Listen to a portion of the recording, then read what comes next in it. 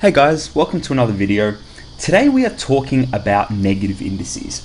Now, this is finally a new topic in indices. This is something we haven't covered before. So we're going to take a little bit of time to slowly start to look at how we can prove or how we can understand the effect of a negative indices. And then from there, we're going to establish some key ideas and use this to work through some questions. Now, let's consider the idea of this expression here. And I'm going to do this on two sides, just because we're going to use this to prove something a bit later. So I have these things here.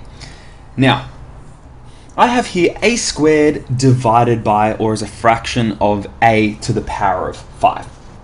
Now, what we're going to do here is we are going to look at solving this as just a regular indices question. So I want to simplify this, right? So this expression on the left-hand side, I can write that as a to the power of 2 divided by a to the power of 5. We can do this in two different ways. That's why I have the two examples here.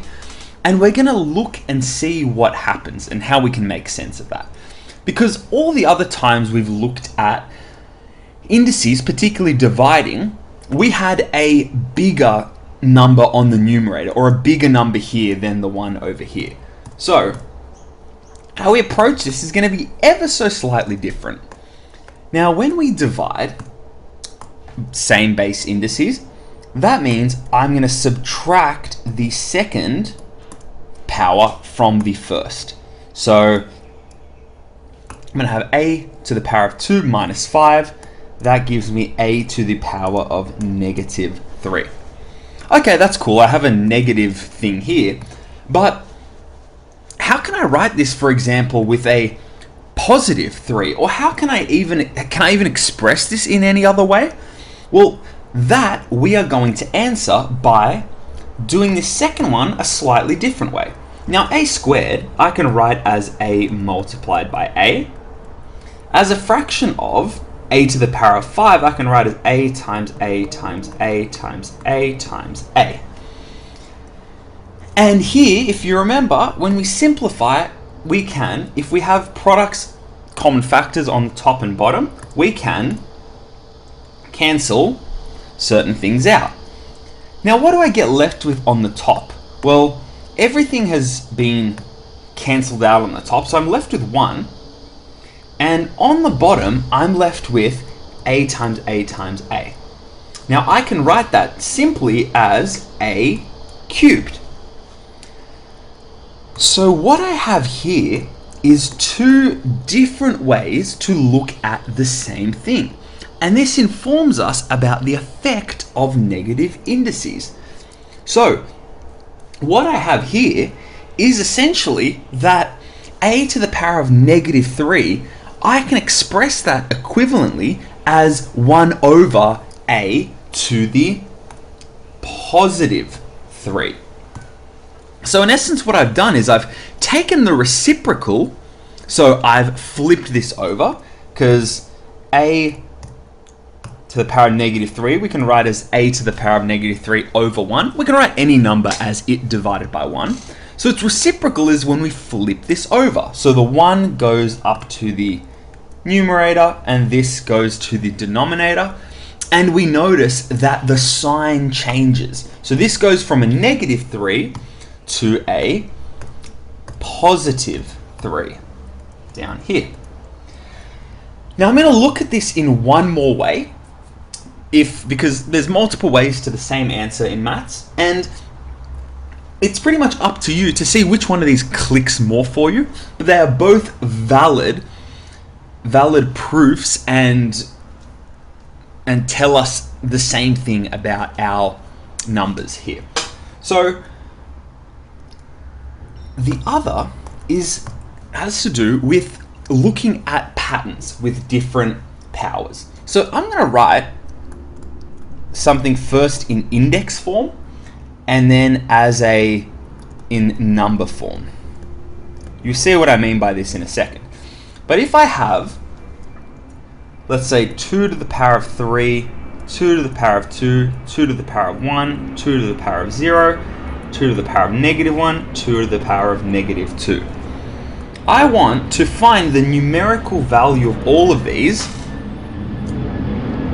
based on what I know about calculating powers. Because we have a 2 instead of a pronumeral, I can find a numerical value for this. So 2 to the power of 3 gives me 8. 2 to the power of 2 gives me 4. 2 to the power of 1 gives me 2. And 2 to the power of 0, if we remember from our previous years, anything to the power of 0 is always 1. Now just have a think about this. Do you notice a pattern when we go from here to here to here? Well, you can see hopefully that our number is always halving. It is always getting divided by 2. So going from 8 to 4, I can get there by dividing by 2. Going from 4 to 2, I can get that by dividing by 2. And then going from 2 to 1, I'm getting that by dividing by 2. And what you see is we're always halving. So if this were to continue along that pattern, what would be 1 divided by 2? Well, that's just going to be 1/2. And then what would be 1/2 divided by 2 again? If I find half of a half, well, that's going to be 1/4. Okay, now we're just looking at numerical things here, but let's take a closer look at what is happening in this part of our table. Because think about it. 2 to the -1, what we're saying here is that 2 to the -1 equals 1/2. Now, I can write this as 1/2, and any number I can write to a power of 1. That gives us itself. So 1/2 is the same as saying 1/2 to the power of 1. You can check this in your calculators if you like. But if I have 2 to the power of -2, well, that gave me 1/4, but I can also write, if I wanted to write 4 with a base of 2, well, that would just be 2 squared. So 1/2 squared. So notice what's happening here. To go from a negative indices, that is the effect of taking the reciprocal. So we're flipping it once again to get 1 on the numerator. Because look, we got that over here as well. We went from negative to positive, and the magnitude, so that number, stayed the same. And we notice the same thing happening here. 2 to the power of -2 is the same as 1/4, or 1 over the same base to this power, but now it is positive. It's gone from negative to positive on the denominator. So what we've noticed here is a new index law that relates to negative indices. So this is that a to the power of any negative number, we can express that as 1 over our same base, but that power is now positive. This is our first kind of key relationship, key idea that we've observed from these patterns. I've looked at it in 2 different ways, in the pattern way and in the other way. You can also try this if you want. Make up another table, but use 3 as your base instead. Go from 3 to the power of 3 to 3 to the power of 2, 3 to the power of 1, so on. And then you'll be able to see the same thing happening. And we always get this type of relationship happening here. Now, another thing we can take away from this is that, well, what would happen then if I have 1 over, say, a negative power on the denominator?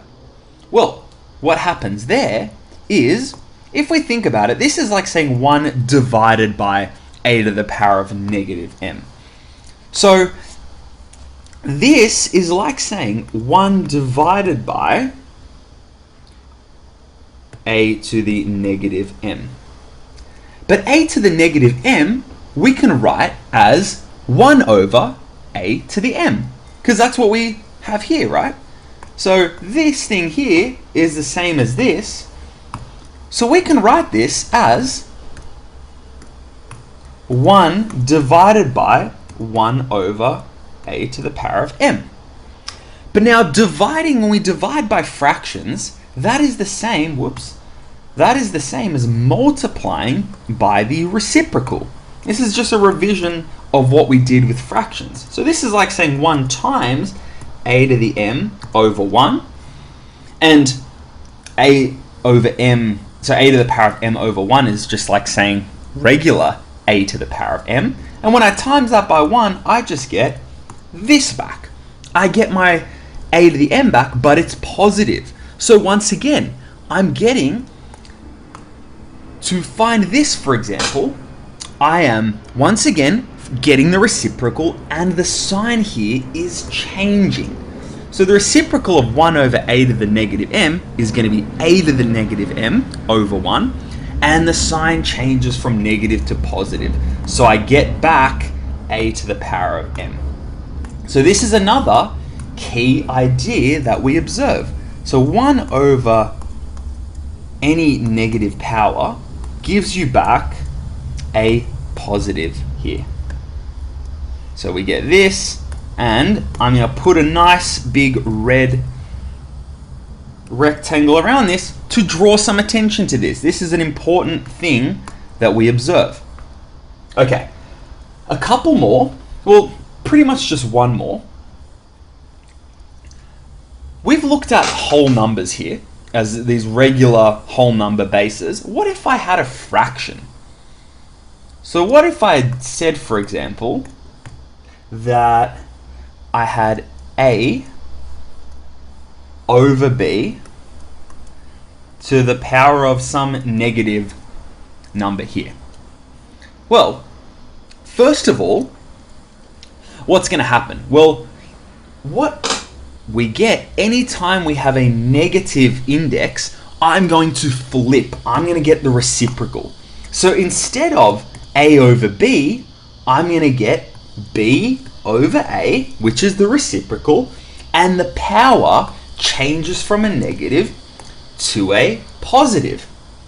And what we learned in our last video is that when we have a power of a fraction, that power gets applied to both numerator and denominator. So that gives me b to the power of n over a to the power of n. So that is our third key idea. Now, let's actually apply this to a couple of questions.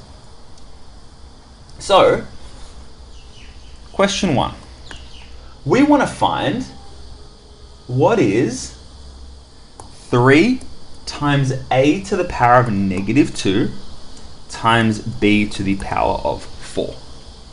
So I'm going to break these up, treat these all separately. So this is like saying 3 times a to the power of negative 2 times b to the power of 4. Now, one of these is not like the others. This has a negative power. 3, you may say, oh, that's a bit different, but we can say it has a positive power because 3 can be written as 3 to the power of 1.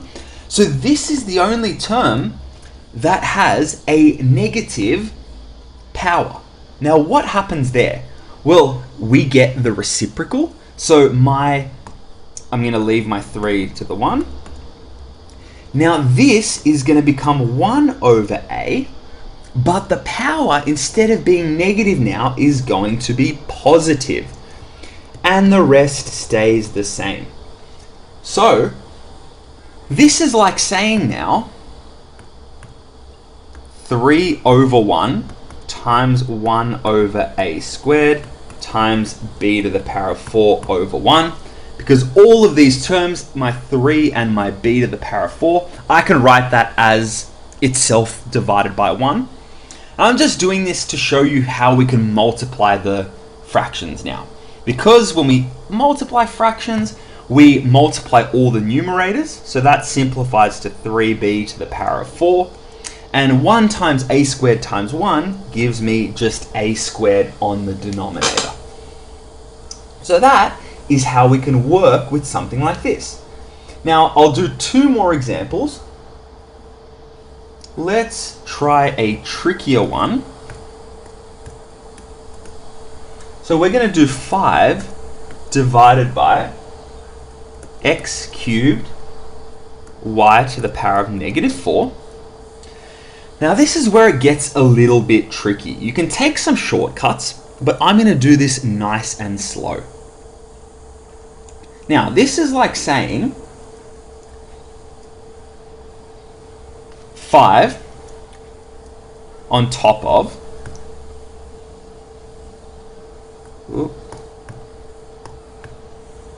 this is like saying 5. And I'm going to break this up into 5 over x cubed multiplied by just 1 over y to the negative 4. We can do this because if I wanted to get back to my original thing, the numerators multiply to give me 5, and the denominators multiply to give me x to the x to the power of 3 times y to the power of negative 4. And now that I have this in this particular form, I can use one of these rules that I established, this one. Because 1 over a number to a negative power just gives me that as a positive power. So y to the power of negative, or 1 over y to the power of negative 4 is just going to become, this is just going to become y to the power of 4 using what I established before. So that gives me 5 over x cubed times y to the power of 4. Now, I can write this also as y to the power of 4 divided by 1. That's going to help me multiply the algebraic fractions a bit easier. So the numerators multiply. That gives me 5y to the power of 4. And on the denominator, x cubed times 1 just gives me x cubed. So that is my answer in its simplest form. Now let's do one more here. Whoops. So question 3, I have 2 over 3 to the power of negative 4. Now, this entire thing has a negative power. So what does that mean? We're automatically going to get the reciprocal with this negative turned into a positive. So I'm going to get instead 3 over 2 to the power of 4. And since I have the power on the outside of this algebraic, outside of this fraction, the power is going to get applied to both 3 and 2. So I wind up with 3 to the power of 4 over 2 to the power of 4, which ultimately gets me to 81 over 16. That's one way to think of this question. Another way, to show you that there's multiple ways to get to the same answer, we can think of this as, 2 over 3 to the power of negative 4. We can do this another way. We can say, all right, I want to first approach this like I did in the previous video, using this thing of automatically applying this power to both numerator and denominator.